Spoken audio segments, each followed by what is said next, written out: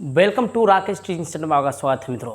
मेरे शेर बहादुरों, आप लोग अच्छे होंगे और कौशल होंगे और अपने जो तैयारी जो 2024 का जो लक्ष्य बनाए हैं 90% पार का, तो उसको अच्छे से निभा रहे होंगे और तैयारी ज़बरदस्त कर रहे होंगे। तो इसके अगर आपका केमिस्ट्री कमज़ोर है तो हम गारंटी देते हैं कि अगर आप केमिस्ट्री अगर आपको कमज़ोर है तो इस वीडियो को देखने के बाद आपको केमिस्ट्री से पक्का प्यार हो जाएगा। तो मेरे प्यारे मित्रों, आपको समझाते हैं केमिस्ट्री कहते कैसे। अगर आप क्लास 10th में बिहार बोर्ड की तैयारी करते हैं तो मेरे चैनल को सब्सक्राइब कीजिए और लाइक और शेयर को दबाइए। तो देखिए रासायनिक, देखिए चैप्टर का नाम है रासायनिक अभिक्रिया एवं उनके प्रकार। रासायनिक अभिक्रिया एवं उनके प्रकार। तो पूछता है कि रासायनिक अभिक्रिया कहते किसे हैं, है कि नहीं। रासायनिक अभिक्रिया किसे कहते हैं, अभिकारक किसे कहते हैं, प्रतिकारक किसे कहते हैं, ये संतुलित रासायनिक समीकरण क्या होते हैं, ये पूरा आपको वीडियो में इस वीडियो में मिलेगा आपको। तो पहले समझिए रासायनिक अभिक्रिया कहते किसे हैं। देखिए उससे पहले आपको समझना पड़ेगा भौतिक परिवर्तन और रासायनिक परिवर्तन क्या होते हैं। तो भौतिक परिवर्तन कहते किसे हैं और रासायनिक परिवर्तन किसे कहते हैं। तो आप समझिए भौतिक परिवर्तन किसे कहते हैं, जब कोई वस्तु या कोई पदार्थ है एक अवस्था से गया और पुनः उसी अवस्था में लौट गया तो उसे बोलते हैं भौतिक परिवर्तन। बोलेगा सर कैसे, जैसे कपड़ा, आपकी कपड़ा देखें तो कपड़ा भी सूखा है लेकिन इसे बोत देंगे, है कि ना, बोतने के बाद फिर धूप में रखेंगे तो पुनः सूख जाएगा, फिर वो अपने अवस्था में चला आया। तो यानी कह सकते हैं ये भौतिक परिवर्तन है। कपड़ा पहले क्या था, सूखा, फिर क्या हो गया गीला, फिर धूप में दिए क्या हो गया सूखा, यानी पुनः पहले अवस्था में आ गया कि नहीं। तो पुनः अवस्था में पहले आ गया तो उसे बोलते हैं भौतिक परिवर्तन हो गया। अगर आपको समझ में आ गया हो तो लाइक और शेयर जरूर कीजिए। दूसरी बात पूछेगा रासायनिक परिवर्तन कहते किसे हैं। देखिए रासायनिक परिवर्तन क्या, उसका उल्टा, यानी कि एक अवस्था से गया और पुनः अपने अवस्था में नहीं लौटा। पहले अवस्था से दूसरी अवस्था में गया लेकिन दूसरे में पहले वो नहीं आएगा तो उसे हम क्या बोलते हैं, रासायनिक परिवर्तन बोलते हैं। तो बोलिए सर कैसे, अब बताइए दूध से दही को बना दीजिए। तो बोले सर दूध को दही बनाएंगे लेकिन दही से दूध बना सकते हैं। बोलिएगा सर नहीं बनेगा। तो यानी क्या हुआ, वो पुनः अवस्था में नहीं लौटा, उसे हम क्या कहते हैं, रासायनिक परिवर्तन। एक चीज़ और समझिए, अब क्या कीजिए ना, चावल को ना भात बना दीजिए। तो चावल को भात बना दीजिएगा, तो चावल को भात बना दीजिएगा, अब भात से आप चावल बना सकते हैं। बोलेगा सर नहीं बनेगा। तो क्या हुआ, जब चावल से भात नहीं बना यानी कि लौट नहीं सका, इसे हम बोलते हैं, क्या बोलते हैं, रासायनिक परिवर्तन। एक बार फिर से बोल रहे हैं, वो ध्यान सुनना है। पूछेगा भौतिक परिवर्तन, तो भौतिक परिवर्तन क्या बताए थे कि जब कोई पदार्थ एक अवस्था से दूसरी अवस्था में गया और दूसरे से अगर पहले में चला आया उसे बोलते हैं भौतिक परिवर्तन। और रासायनिक परिवर्तन किसे कहते हैं, तो जब कोई पदार्थ, सुनिएगा ध्यान से, जब कोई पदार्थ एक अवस्था से दूसरी अवस्था में गया लेकिन लौट भी नहीं किया, जैसे दूध से दही का बनना। तो दूध से दही का बनना क्या है, तो बोले सर दूध से दही का बनना, और दही से आप दूध बना सकते हैं। बोलेगा नहीं बनेगा सर। तो नहीं बनेगा सर, तो क्या हुआ, ये क्या हुआ आपका, रासायनिक परिवर्तन। अब भौतिक परिवर्तन किसे कहते हैं, तो पुनः अवस्था में लौट गया। जैसे समझिए कि अगर आपके घर में लाइट और पंखा चल रहा होगा तो बोलिएगा सर करंट अगर हम देते हैं ना सर, तो लाइट है ना, बल्ब लाइट देता है, लेकिन जैसे लाइट क्या होता है, जैसे हम करंट बंद कर देते हैं तो बोलते हैं सर बंद हो गया बल्ब, सप्लाई बंद कर दिया, लेकिन पुनः करंट देते हैं तो फिर जलने लगता है बल्ब, यानी लाइट देने लगता है। तो देखिए पहले लाइट दे रहा था, करंट जा रहा था, लाइट दे रहा था, लेकिन सप्लाई बंद कर दिए तो क्या बिंज गया। लेकिन जैसे ही अगर हम क्या करें, करंट देना सप्लाई कर दिए तो बोलेगा सर ये तो क्या हो गया कि पुनः पहले अवस्था में जैसे जलने लगा पुनः जलने लगा। तो यानी कह सकते हैं ये भौतिक परिवर्तन। लाइट का जलना क्या भौतिक परिवर्तन है, पंखा का चलना क्या भौतिक परिवर्तन है। लेकिन अगर बोल देगा दूध से दही का बनना, खाना पचना, है कि नहीं, या खाना का बनना क्या रासायनिक परिवर्तन है। तो रासायनिक परिवर्तन में क्या होते हैं कि एक अवस्था से दूसरी अवस्था में जाता है लेकिन लौट के नहीं आता है। लेकिन भौतिक परिवर्तन में एक अवस्था से दूसरी अवस्था में गया और दूसरे से पहले में चला आया तो उसे हम बोलते हैं, क्या बोलते हैं, भौतिक परिवर्तन कहते हैं। आपको समझ में आ गया होगा। अब हम अगला टॉपिक चलते हैं। आप समझिए बात को, हम रासायनिक परिवर्तन किसे कहते हैं। तो रासायनिक परिवर्तन है क्या, देखिए ये बहुत सिंपल शब्दों में समझिए कि रासायनिक अभिक्रिया कहते किसे। देखिए रासायनिक परिवर्तन हुआ था ना, उसी को रासायनिक अभिक्रिया कहते हैं। तो रासायनिक अभिक्रिया क्या है, तो देखिए जब दो या दो से अधिक पदार्थ, सुनिएगा ध्यान से, जब दो या दो से अधिक पदार्थ आपस में मिल करके या संयोग करके एक नए पदार्थ का निर्माण कर देते हैं तो उसे हम बोलते हैं रासायनिक अभिक्रिया कहते हैं। ध्यान सुनिएगा, जब दो या दो से अधिक पदार्थ, बोले सर जब दो या दो से अधिक पदार्थ मतलब नहीं समझे। तो देखिए अगर मान लीजिए के पास चावल है, अब बोलिएगा चावल को ना सर, चावल को अगर मान लीजिए कि अगर हम पानी में डाल देते हैं, पानी में, तो ये और इसको गर्म कर देते हैं, क्या करते हैं, गर्म। तो बोले सर गर्म तो करते हैं तो क्या बन जाता है? तो बोलेगा सर जब हम गर्म करते हैं ना सर तो ये बन जाता है, जानते हैं, भात बन जाता है सर। तो हाँ भात तो सही बात जानता है, लेकिन है क्या ये रासायनिक अभिक्रिया है बुआ। देखिए रासायनिक अभिक्रिया में क्यों बोले कि जब दो या दो से अधिक पदार्थ कहने का मतलब है या तो तत्व भी हो सकता है, यौगिक भी हो सकता है, और दोनों को मिल करके यानी संयोग कर करके अपने से नए भिन्न गुण वाले, या नया मतलब अपने दोनों के गुण से बिल्कुल भिन्न होना चाहिए, तो उसको तो वह क्या होगा? रासायनिक अभिक्रिया कहते हैं। एक बार परिभाषा और बढ़िया सुनिएगा, पूछेगा रासायनिक अभिक्रिया किसे कहते हैं? तो बोलेगा जब दो या दो से अधिक पदार्थ आपस में संयोग कर करके एक नए पदार्थ का या नए भिन्न गुण वाले पदार्थ का निर्माण करते हैं, तो उसे हम क्या कहते हैं? रासायनिक अभिक्रिया कहते हैं। अब देखिए रासायनिक अभिक्रिया क्या है? चावल और पानी दो पदार्थ है कि नहीं, अब इसको गर्म किए तो क्या बन गया? भात। बोले सर भात बन गया, अच्छा चावल तो खाए हैं और पानी भी पिए हैं, तो बताइए ये दोनों से भिन्न है कि नहीं भात? तो बोलेगा सर हाँ सर ये चावल का अलग टेस्ट है, पानी का अलग टेस्ट है, अब भात के कुछ अलग टेस्ट हो जाता है। तो ये क्या है? हम क्यों बोले जब दो या दो से अधिक पदार्थ अगर आपस में संयोग कर करके नए पदार्थ का निर्माण करते हैं तो उसे हम बोलते हैं रासायनिक अभिक्रिया कहते हैं। यही तो हम परिभाषा लिखवाए थे। तो क्या हुआ? खाना जो बनता है वो रासायनिक अभिक्रिया है। अब हम खाना पचता है वो भी रासायनिक अभिक्रिया, वो हम बायोलॉजी में पढ़ेंगे और इसी चैप्टर में पढ़ेंगे कि है ना भोजन में पचना कौन सा अभिक्रिया है, आगे आपको मिल जाएगा। तो ये आपको समझ में आ गया। जैसे बोलिए सर कि अगर मान लीजिए देखिए ऑक्सीजन के नाम सुनेंगे, बोले सर हाँ ऑक्सीजन तो नाम सुनबे किए हैं, तो ऑक्सीजन में क्या होता है? ऑक्सीजन अगर बोलिएगा हाइड्रोजन मिलाइएगा, हाइड्रोजन, तो बोलेगा सर हाइड्रोजन और ऑक्सीजन जब मिलाते हैं तो ये बन जाता है जल। क्या बन जाता है? जल। तो बोले सर हाँ सर जल बन जाता है, बिल्कुल सही बात।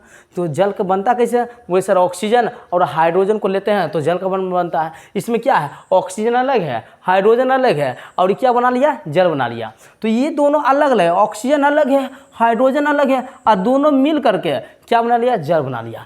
अब समझने वाली तो बात ये है कि ऑक्सीजन की अनुपस्थिति में देखिए ऑक्सीजन रहेगा तो ये जलेगा, ऐसे तो जल नहीं सकता है। तो अब देखिए हाइड्रोजन ऐसा चीज़ है ना कि हाइड्रोजन की देखिए हाइड्रोजन उसको इसका एंटी है, और ये जल जो होता है ना, देखिए आग लगा, देखिए ऑक्सीजन से आग जलता, मतलब ऑक्सीजन से क्या होता है कि ऑक्सीजन अगर रहेगा तो जलवे करेगा, यानी आग पकड़ लेगा।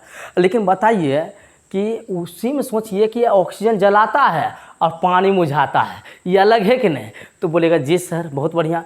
तो ये ऑक्सीजन और हाइड्रोजन जो होता है दोनों मिल करके जल का निर्माण करते हैं। इसी प्रकार चावल पानी मिलाते हैं तो भात का निर्माण करते हैं। तो इसे हम बोलते हैं रासायनिक अभिक्रिया कहते हैं। आपको समझ में आ गया होगा।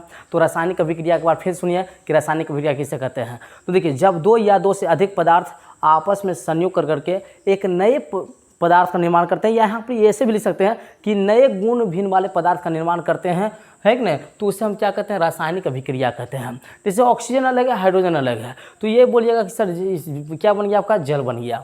जैसे चावल और पानी के लेते हैं तो गर्म करने पर क्या बन गया? भात बन गया। यानी कि हम ये बता सकते हैं, आपको सीधे शब्दों में समझा सकते हैं कि जो चावल पानी अलग अलग है, इसका गुण अलग है तो इसका टेस्ट भी अलग है। इस देखो ऑक्सीजन अलग है, हाइड्रोजन अलग है, जल अलग है। ऑक्सीजन को पसीने को जलता है, पानी उसको बुझा देता है, तो अलग है कि नहीं? तो यही बात समझते हैं हम। तो ये आपको समझ में आ गया रासायनिक अभिक्रिया। अब रासायनिक अभिक्रिया के बाद हम समझेंगे अभिकारक और प्रतिफल। ये बहुत ईजी है दोस्तों, समझिए। देखिए पूछेगा अभिकारक किसे कहते हैं? अभिकारक इसे बोलते हैं हम। एक होता है प्रतिफल। क्या होते हैं? प्रतिफल। तो प्रतिफल क्या होते हैं सुनिए। देखिए अगर मान लीजिए अभिकारक क्या है, एक होता है अभिकारक, एक होता है प्रतिफल। तो अभिकारक उसे कहते हैं जो अभिक्रिया में भाग लेते हैं। देखिए रासायनिक अभिक्रिया कैसे होता है? जब अभिक्रिया में कोई भाग लेगा तो ये ना बनेगा ना, तो वही बता रहे हैं। तो अभिकारक किससे कहते हैं? तो जब जो रासायनिक अभिक्रिया में भाग लेते हैं, तो जो रासायनिक अभिक्रिया में भाग लेता है ना उसे बोलते हैं अभिकारक। और जो देखिए जो अभिक्रिया में तो भाग लिया तो अभिकारक, अभिक्रिया जब भाग लिया तो कुछ तो नया चीज़ बनेबे करेगा, तो जो नया चीज़ बनाएगा उसे हम प्रतिफल कहते हैं। फिर सुनिएगा अभिकारक किसे कहते हैं? तो जो रासायनिक अभिक्रिया में भाग लेने वाले पदार्थ को क्या कहते हैं? अभिकारक। और जो है ना अब भाग लेने के फलस्वरूप जो नया पदार्थ बनता है उसे हम प्रतिफल कहते हैं। जैसे समझिए यहाँ चावल पानी क्या है? बोले सर चावल पानी दोनों मिला तो क्या बनेगा? भात। तो जो देखिए हम क्यों बोले हैं जो रासायनिक अभिक्रिया में भाग लेते हैं, तो भाग कौन कौन ले रहा है? चावल और पानी। तो चावल और पानी क्या है? तो बोलेगा सर चावल पानी क्या होगा? अभिकारक होगा। क्या होगा? अभिकारक। अभी तुरंत बोले थे कि जो रासायनिक अभिक्रिया में भाग लेते हैं उसे हम अभिकारक कहते हैं। आप इस देखिए, आप गर्म करने के बाद क्या बना, तो बोलेगा सर भात बना। ये भात क्या है, बोलेगा सर प्रतिफल है। क्या है, प्रतिफल है। देखिए प्रतिफल को न उत्पाद भी बोला जाता है, उत्पाद भी बोला जाता है ना। इसको देखिए अभिकारक को, अभिकारक तो अभिकारक बोलते हैं, या प्रतिफल को उत्पाद भी बोला जाता है। तो ये आपको समझ में आ गया होगा। पूछेगा अभिकारक किसे कहते हैं, तो रासायनिक अभिक्रिया में भाग लेने वाले नए, देखो जो रासायनिक अभिक्रिया में भाग लेते हैं उससे अभिकारक, अभिक्रिया का फलस्वरूप जो नया पदार्थ बना उसे हम क्या कहते हैं, बोलेगा सर प्रतिफल कहते हैं। यहाँ चावल पानी क्या अभिकारक, और भात नया पदार्थ बना गर्म करने के बाद तो उसे हम प्रतिफल कहते हैं। देखिए ऑक्सीजन और हाइड्रोजन ये दोनों मिला तो क्या बन गया, जल। यानी ऑक्सीजन को उपस्थिति में हाइड्रोजन को जलाइएगा ना तो जल बन जाएगा। तो बोलेगा सर ऑक्सीजन और हाइड्रोजन का संयोग हुआ, यानी यह दोनों रासायनिक में अभिक्रिया में भाग ले रहा है, तो इसे बोलते हैं अभिकारक। क्या बोलते हैं, अभिकारक बोलते हैं, अभिकारक। और ये क्या हो गया आपका, प्रतिफल। क्या हो गया, प्रतिफल बोलते हैं, या इसे उत्पाद भी बोला जाता है, उत्पाद। तो ये बात को समझिए। अब यहाँ समझिए अभिकारक प्रतिफल आपको बढ़िया समझ में आ गया होगा। एक बार हम फिर से बोलते हैं, रिवाइज करवाते हैं। इस वीडियो में पहले हम पढ़ें रासायनिक अभिक्रिया किसे कहते हैं, भौतिक परिवर्तन क्या होते हैं, रासायनिक परिवर्तन क्या होते हैं, और हम पढ़ें कि है कि ना अभिकारक किसे कहते हैं, प्रतिफल किसे कहते हैं। देखिए अभिकारक तो बता दिए, जो रासायनिक अभिक्रिया में भाग लिया उसे अभिकारक। अभिक्रिया का फलस्वरूप जो नया पदार्थ बना उसे हम क्या करते हैं, बोले सर प्रतिफल बनाना सर। तो प्रतिफल क्या हो गया, हाँ भात हो गया, हाँ जल हो गया। तो ये बात को समझना है। तो एक चीज़ और समझना है कि ये अभिकारक प्रतिफल तो समझ में आ गया। अब थोड़ा सा नया टॉपिक थोड़ा सा देखते हैं।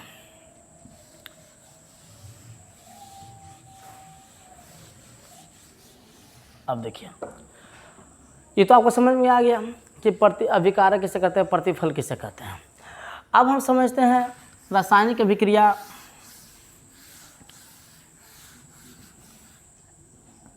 अब पढ़ेंगे दूसरा का। देखिए रासायनिक अभिक्रिया का गुण भी पढ़ना है, अगला वीडियो में गुण भी आएगा। तो पहले आप समझते हैं इसकी समीकरण कहते किसे हैं। एक होता है रासायनिक समीकरण। क्या होता है, रासायनिक समीकरण। रासायनिक समीकरण कहते हैं। समीकरण किसे कहते हैं, रासायनिक समीकरण। देखिए तो रासायनिक समीकरण कहते कैसे हैं। देखिए समीकरण कितने प्रकार के होते हैं ये भी आपको बताएंगे। देखिए रासायनिक समीकरण क्या है, देखिए बहुत ईजी समझा जाए तो रासायनिक अभिक्रिया में, सुनिएगा ध्यान से, अगर रासायनिक अभिक्रिया में कोई पदार्थ भाग लेता है, क्या लेता है, भाग लेता है, कोई रासायनिक अभिक्रिया में भाग लेता है तो नया पदार्थ को बनाता है, आपको पता चल गया। तो रासायनिक अभिक्रिया में भाग लेने वाले जितने भी होते हैं अभिकारक और प्रतिफल, अभिकारक और प्रतिफल को समीकरण यानी संकेत एवं सूत्र की सहायता से, संकेत एवं सूत्र की सहायता से लिखना ही रासायनिक समीकरण कहलाता है। एक बार सुनिएगा ध्यान से, बहुत इजी और समान शब्दों में बता रहे हुआ।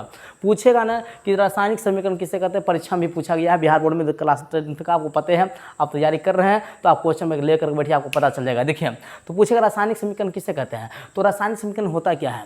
तो देखिए रासायनिक समीकरण किसे कहते हैं, तो अभिकारक। देखिए रासायनिक अभिक्रिया में भाग लेने वाले, तो भाग कौन कौन ले रहा है, तो बोले सर अभिकारक और प्रतिफल भाग ले रहा है। तो अभिकारक और प्रतिफल को संकेत एवं सूत्र की सहायता से लिखना, यानी संकेत एवं सूत्र की सहायता से लिखना ही रासायनिक समीकरण कहलाता है। बोले सर कैसे, तो बोले सर इसके पहले आप लिखे थे ना कि लिखे थे हाइड्रोजन, बोले थे ना कि हाइड्रोजन और प्लस ऑक्सीजन, यानी कि हाइड्रोजन को ऑक्सीजन की उपस्थिति में जलाते हैं ना सर तो बन जाता, जानते कुछ बनाते हैं, जल न बनाता सर। तो बोलिए जी सर, तो हाइड्रोजन ऑक्सीजन को अगर आप गर्म करते हैं तो क्या बनता है, जल।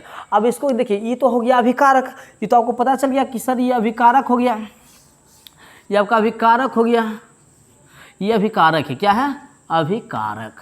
जी सर जो रासायनिक अभिक्रिया में भाग लेते हैं। और ये देखिए ये आपका जल क्या है, प्रतिफल है, प्रतिफल है। तो की बोले हम रासायनिक समीकरण का परिभाषा की बोले थे कि रासायनिक अभिक्रिया में भाग लेने वाले अभिकारक और प्रतिफल को संकेत और सूत्र के सहायता से लिखना ही क्या कहलाता है, आपको पता चल गया, रासायनिक समीकरण कहलाता है। क्या समझ में आ गया। तो देखिए ये रासायनिक अभिक्रिया में भाग ले रहा है, हाइड्रोजन और ऑक्सीजन रासायनिक अभिक्रिया में भाग ले रहा है। और जल क्या है, जल आपका प्रतिफल है, तो है कि नहीं, प्रतिफल आपको जो नया चीज़ बनता है वो प्रतिफल हो गया। तो यहाँ हाइड्रोजन को ऑक्सीजन में जलाते हैं तो जल निर्माण होता है। तो ये जो रासायनिक अभिक्रिया में भाग ले रहा है वो अभिकारक, और अभिक्रिया के फल से जो बना नया पदार्थ वो जल हो गया, वो प्रतिफल उसे कहते हैं। लेकिन हम क्यों बोले कि जो जो रासायनिक अभिक्रिया में भाग लेने वाले अभिकारक और प्रतिफल को संकेत एवं सूत्र के सहायता से लिखना ही क्या कहलाता है, रासायनिक समीकरण कहलाता है। तो हम हाइड्रोजन को कैसे लिखते हैं, सर हाइड्रोजन गैस है तो बोले सर हाइड्रोजन के जानते क्या लिखते हैं, H2 लिखते हैं, H2 आपको पता है ये हाइड्रोजन हो गया। बोलेंगे सर प्लस है तो प्लस देंगे, और क्या हो गया ऑक्सीजन, ऑक्सीजन को O2 लिखते हैं। तो ये देखिए संकेत, देखिए इसका संकेत लिख रहे हैं कि नहीं, सूत्र लिख रहे हैं कि नहीं, या संकेत लिख रहे हैं या सूत्र लिख रहे हैं। तो हम क्यों बोलते हैं कि रासायनिक अभिक्रिया में भाग लेने वाले अभिकारक और प्रतिफल को संकेत एवं सूत्र के सहायता से, तो संकेत यहाँ हुआ कि नहीं और सूत्र हुआ कि नहीं, तो संकेत और है कि सूत्र के सहायता से लिखना ही रासायनिक समीकरण कहलाता है। आपको समझ में आ गया होगा। तो देखिए ये हाइड्रोजन है, ये ऑक्सीजन है, दोनों करेंगे तो क्या बन जाएगा, जल। क्या बन जाएगा, H2O बन जाएगा। क्या बन जाएगा, जल बन जाएगा। तो ये इसी को बोलते हैं, क्या बोलते हैं, रासायनिक समीकरण बोलते हैं। क्या बोलते हैं वो, रासायनिक समीकरण। रासायनिक समीकरण बोला जाता है इसको, समझ में आ गया होगा। ये बहुत इंपॉर्टेंट चीज़ है, परीक्षा में पूछा गया है कि रासायनिक समीकरण किससे कहते हैं।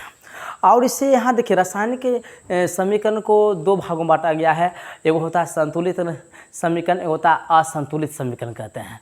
तो देखिए आप समझते हैं कि आप जिसे समझिए, आप पहले जो देखिए इसका गुण भी होता है कि संतुलित समीकरण के क्या विशेषताएं हैं, नुकसान क्या होते हैं, ये पूरा बताएंगे, वो टेंशन लीजिए। और हम जैसा कि हम बताते हैं वीडियो में कि केमिस्ट्री को है कि नहीं दौरा के मारेंगे, केमिस्ट्री थर थर कपेगा आपसे 100% बोलते हैं।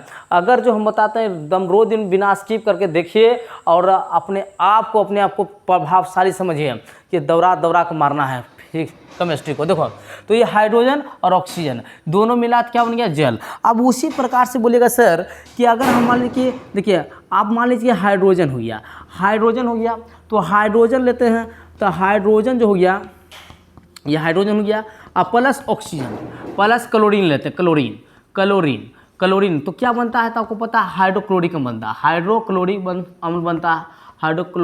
अम्ल बनता है। तो हाइड्रोक्लोरिक अम्ल बना, तो इसको हम क्या करेंगे, देखिए ये रासायनिक, अभी देखिए रासायनिक अभिक्रिया है, लेकिन इसको हम क्या करेंगे, यहाँ अभिकारक किसे कहते हैं, तो बोले सर हाइड्रोजन और क्लोरीन दोनों मिल करके हाइड्रोक्लोरिक अम्ल बन रहा है। तो यही बात बता रहे हैं, आपको समझा रहे हैं कि हाइड्रोजन और जो क्लोरीन जो आप देख रहे हैं, ये दोनों क्या हो गया, अभिकारक हो गया। क्या हो गया, अभिकारक, क्योंकि रासायनिक अभिक्रिया में ये भाग ले रहा है।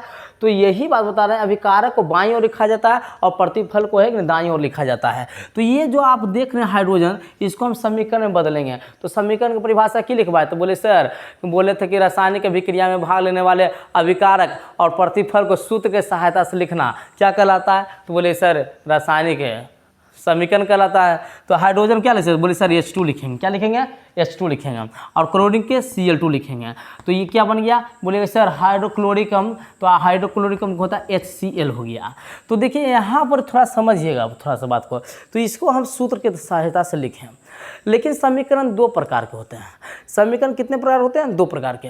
एक तो होता है समीकरण होता है संतुलित रासायनिक, देखिए संतुलित समीकरण, एक होता है संतुलित, आपको पता होगा बैलेंस है कि नहीं, संतुलित है कि नहीं समीकरण होता है। एक संतुलित समीकरण होता है और एक तो होता है असंतुलित। क्या होता है, असंतुलित। देखो असंतुलित, तो असंतुलित समीकरण किससे कहते हैं, दोनों भी पढ़ेंगे बढ़िया से। देखिए संतुलित एगो असंतुलित, एक होता है असंतुलित को कंकाली भी बोला जाता है, कंकाली समीकरण। ऑब्जेक्टिव पूछता है बुआ, याद रखिएगा। ये एनसीईआरटी को हम लेकर के चलते हैं और एनसीईआरटी एक बेटरमेंट किताब है, खास करके साइंस और केमिस्ट्री तो बहुत ही इंपॉर्टेंट है, क्योंकि केमिस्ट्री में बीच से पूछता है, कोई गेस्ट पेपर मॉडल पेपर से नहीं आता है। केमिस्ट्री का तो आप रीडिंग मारिए एनसीईआरटी बुक, और जो हम बताते हैं पूरा एनसीईआरटी संबंधित प्रश्न होता है पूरा भी। और आपको हम बताते हैं कि पीडीएफ के लिए आप मेरे चैनल है, पीडीएफ के लिए आपको संपर्क करना है, हम आपको फ्री में पीडीएफ देंगे और पूरा हैंड राइटिंग नोट देंगे, बहुत ईजी और आसान शब्दों में लिखा गया है।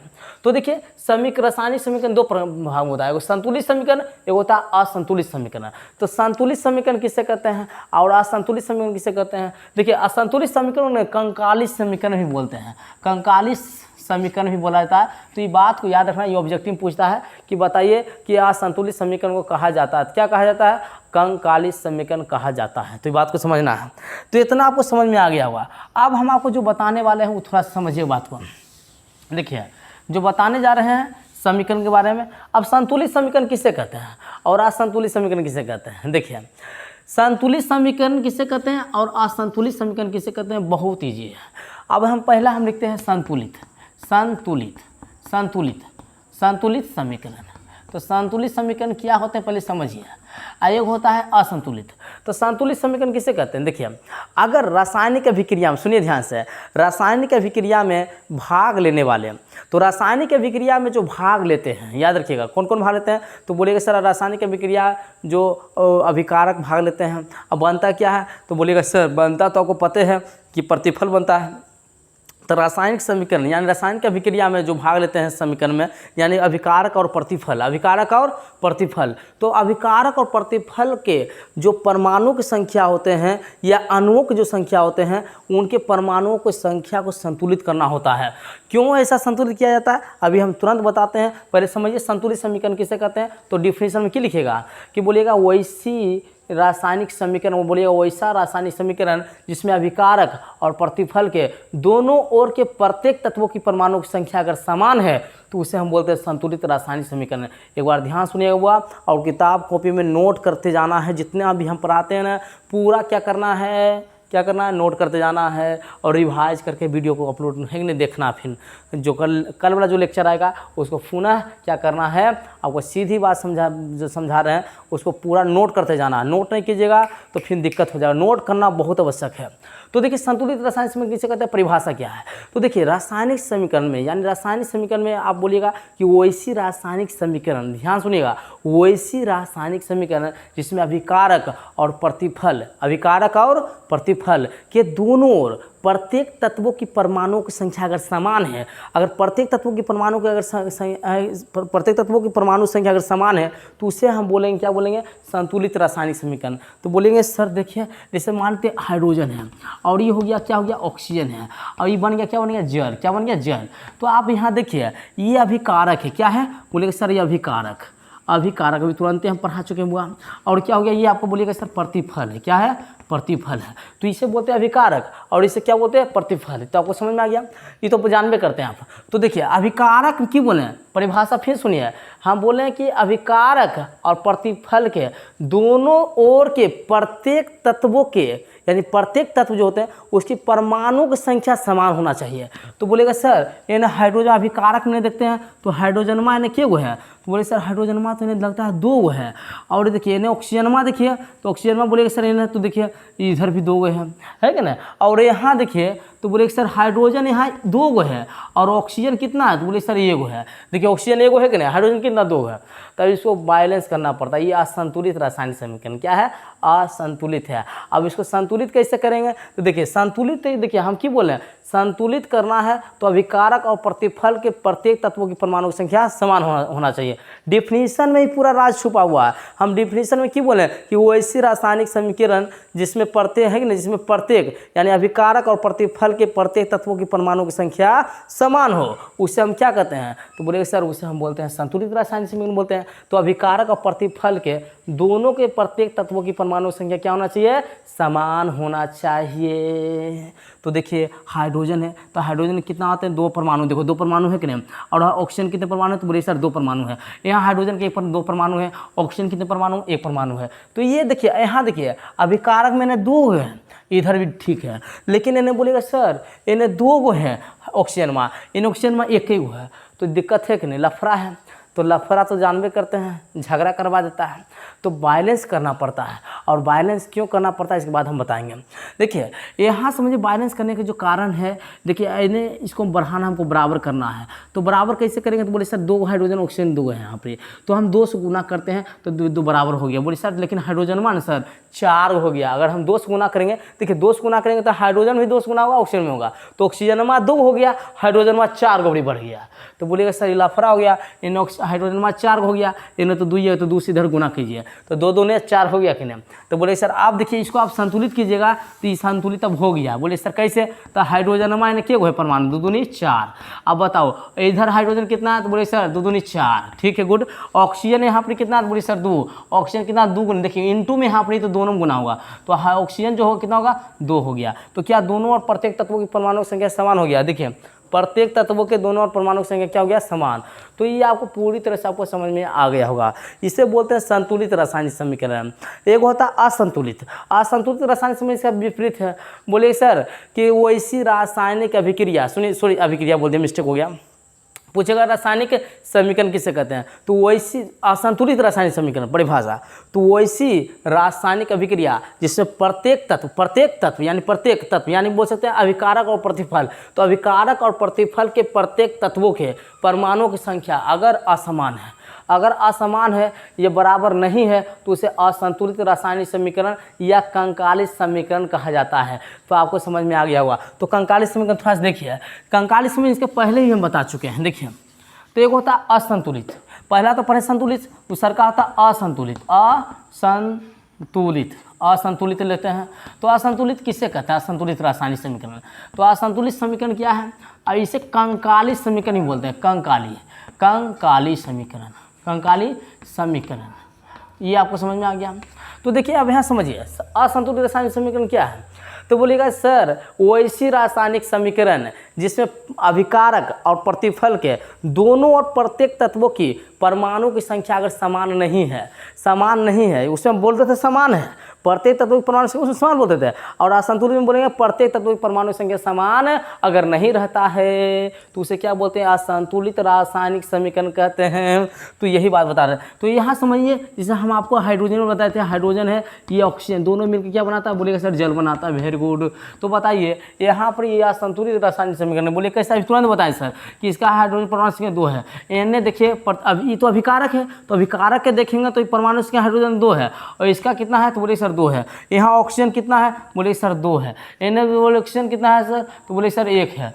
तो लफड़ा है सर, इन्हें है ऑक्सीजन में 2 गो, इन्हें 1 गो, तो ये क्या हो गया, असंतुलित हो गया कि नहीं। तो इन्हें प्रत्येक तत्वों के यानी अभिकारक और प्रतिफल के प्रत्येक तत्व, देखिए प्रत्येक तत्व है, दोनों परमाणु की संख्या असमान है। क्या है, असमान है। तो इसे हम क्या कहेंगे, कंकालित समीकरण या असंतुलित समीकरण। एक मेन टॉपिक आपको बताने जा रहे हैं, जी आखिर समीकरणों का संतुलित क्यों किया जाता है कि नहीं। आखिर इसका कहने का मतलब क्या है कि समीकरण को संतुलित क्यों करना आवश्यक होता है, तो इसको बारे में आपको हम समझाते हैं। देखिए पूछेगा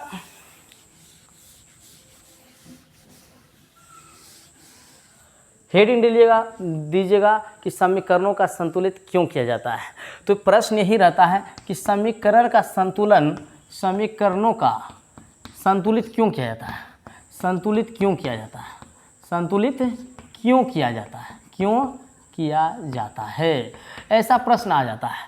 तो देखिए समीकरणों का संतुलित क्यों किया जाता है, तो आपको पता है। देखिए चूँकि देखिए इसका वजह ये है ना कि अनस्वरता का नियम का पालन करना। क्या करना पड़ता है, अनस्वरता का नियम क्या है, द्रव्यमान संरक्षण सिद्धांत हो गया। तो द्रव्यमान संरक्षण क्या है, देखिए अनस्वरता का नियम इसे बोलते हैं अनस्वरता। तो अनस्वरता का नियम एक होता है, इसी को बोलते हैं द्रव्यमान संरक्षण नियम, द्रव्यमान संरक्षण सिद्धांत। देखिए द्रव्यमान संरक्षण सिद्धांत क्या है, बहुत समान शब्दों समझिए। देखिए अनस्वरता का नियम क्या है, तो देखिए अनस्वरता का नियम लवाहजे दिया था, आपको पता है। उनके कहना ये है ना, देखिए उनका कहना था कि जितना आप मान लीजिए जाए कि जितना अभिकारक होते हैं, जितना ग्राम का होता है उतना ही प्रतिफल भी बनना चाहिए। इनका कहना था द्रव्यमान संरक्षण किससे कहते हैं, तो आप सीधे समझिए द्रव्यमान का ना तो निर्माण होता है ना तो नष्ट होता है। सुनिएगा ध्यान से, द्रव्यमान का ना तो निर्माण होता है ना तो नष्ट होता है, उसे हम क्या कहते हैं, द्रव्यमान संरक्षण। यानी द्रव्यमान देखिए क्या होता है, फिर सुनिएगा द्रव्यमान संरक्षण सिद्धांत क्या है, तो द्रव्यमान का ना तो निर्माण होता है ना तो नष्ट होता है, द्रव्यमान का ना तो निर्माण होता है ना तो नष्ट होता है। तो द्रव्यमान होता कहाँ है, जाता कहाँ है, तो देखिए द्रव्यमान का ना तो निर्माण होता है ना तो नष्ट होता है। द्रव्यमान जो होता है ना एक रूप से दूसरे रूप में परिवर्तित हो जाते हैं। बोले सर परिवर्तित हो जाते हैं, बोले हाँ सर परिवर्तित हो जाते हैं। देखिए द्रव्यमान का ना तो निर्माण होता है ना तो नष्ट। जैसे समझिए अगर आप चावल बनाते हैं, तो चावल जब बनाते हैं तो आप जब भात बनाते हैं तो भात बनाने के लिए चावल बनाना पड़ता है। चावल देते हैं, उसके बाद क्या देते हैं, बोले चावल तो हो ही गया चावल, उसके बाद सर बोले तो पानी, वेरी गुड। उसके बाद क्या करना है ना, उसके बाद देखिए बनता है क्या बच्चे, भात बनता है। भात बनता है कि नहीं, तो आप क्या कीजिएगा ना, कुकर में लीजिए, चावल पानी डाल दीजिए और उसके बाद क्या करना है ना, तौल लीजिए। तौलने के बाद देखिएगा ना कि आपको जितना दिए थे उतना ही रहेगा, लेकिन थोड़ा कम रहता है। इसका वजह क्या है कि सीटी मारता है तो सीटी में कुछ वाष्पीकरण थोड़ा सा निकल जाता है, यानी जल के बूंदे कुछ निकल जाते हैं। तो यहाँ थोड़ा सा ये समझिएगा, कुछ कमेगा तो सीधे समझिए कि जल वाष्प उड़ गया है बन करके। तो द्रव्यमान संरक्षण क्या कहता है, द्रव्यमान का ना तो निर्माण होता है और ना तो नष्ट होता है। द्रव्यमान एक रूप से दूसरे रूप में परिवर्तित हो जाते हैं। क्या हो जाते हैं, परिवर्तित। उसी के लिए लभाजे का कहना यही था कि द्रव्यमान का ना तो नष्ट होता है ना तो निर्माण, मतलब कि तो आखिर जितना भी कारक है उतना प्रतिफल भी होना चाहिए। जितना भी कारक रहेगा उतना ही प्रतिफल बनेगा। तो यहाँ जितना भी कारक है चावल और पानी उतना ही भात भी बनेगा। अगर मान लीजिए चावल लेते हैं 5 kg के, 5 kg बनाते हैं, पानी भी दे देते हैं, मान लेते हैं 6 kg, क्या देते हैं 6 kg, तो ये चावल जो भात बनेगा वो टोटल मिला के जो बनना चाहिए 11 kg का बनना चाहिए। क्या बनना चाहिए, 11 kg, 6 5 11। तो ये नहीं, अभी कार्य जितना रहेगा उतना प्रतिफल की ओर भी बनेगा। तो ये आपको समझ में आ गया होगा कि अनस्वरता का नियम क्या है। और पूछेगा जो क्वेश्चन हम लिखे हैं कि समीकरणों को संतुलित क्यों किया जाता है, तो देखिए इसका आंसर कैसे लिखिएगा। चूँकि हम जानते हैं कि समीकरणों का संतुलन करना आवश्यक होता है, नहीं तो ऐसे ही शुरू कीजिए कि द्रव्यमान संरक्षण हेतु समीकरणों को संतुलित किया जाता है। चूँकि हम जानते हैं कि द्रव्यमान का ना तो नष्ट होता है और ना तो निर्माण होता है। द्रव्यमान एक रूप से दूसरे रूप में परिवर्तित हो जाते हैं, उसे हम क्या कहते हैं, है कि नहीं, जिसे बोलते हैं द्रव्यमान संरक्षण सिद्धांत कहते हैं। द्रव्यमान संरक्षण के सिद्धांत को पालन करने के लिए ही क्या करते हैं, समीकरणों को संतुलित किया जाता है। तो ये बात को याद रखिएगा और चैनल को सब्सक्राइब कीजिए। फिर इसके नेक्स्ट वीडियो मिलते हैं, तब तक आपने आपको और इसको जितना भी हम पढ़ाए होंगे, मुझे आशा है कि आप अपने नोट करते गए होंगे और अपने, है कि नहीं, 2024 में प्रचंड रहा देंगे पूरा। हम गारंटी के साथ देते हैं कि जितना, है कि नहीं, साथ दीजिए, शेयर कीजिए वीडियो को, लाइक कीजिए, सब्सक्राइब कीजिए और है कि नहीं धुआं कर दीजिए। पूरा ग्रुप में शेयर कीजिए एकदम वीडियो को, ताकि है कि नहीं पढ़ना बहुत आसान है, बहुत इजी है और आसान है। तो इसीलिए हम कहते हैं कि नहीं पूरा इंडिया में वीडियो को फैलाओ और अब सब्सक्राइब करो। और एक ही चीज़ बोलेंगे, और है कि नहीं, और दहाड़ना है तो शेर के दहाड़ो, रपेट के। तो हम मिलते हैं अगले वीडियो में। जय हिंद।